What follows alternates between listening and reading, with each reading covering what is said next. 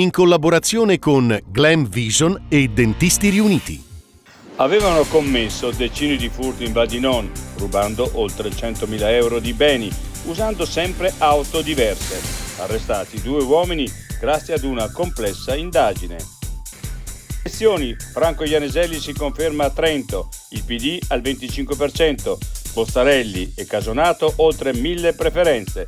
Ballottaggio arriva del Garda e Arco, paese diviso e incredibile pareggio invece a Cavalese. Ballottaggio tra Andriolo e Corrarati a Bolzano, la più votata è Johanna Ramoser dell'SVP con più di 1.500 preferenze. Fattor invece primo degli italiani. Jannik Sinner, l'incubo è finito, dopo 3 mesi di sospensione riparte da Roma. Momenti duri, che bello tornare a giocare a tennis, ma per il torneo ho aspettative basse. L'altra montagna, il rifugio Franchetti ancora sommerso dalla neve.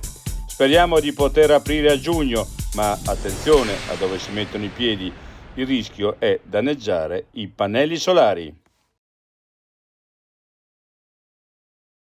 I difetti visivi sono tanti: miopia, astigmatismo, ipermetropia. Il pregio è correggerli con occhiali davvero glam. Con Glam Vision puoi prenotare l'analisi gratuita della vista e poi sfoggiare i tuoi nuovi occhiali che possiamo creare per te. Scopri di più su glamvision.it.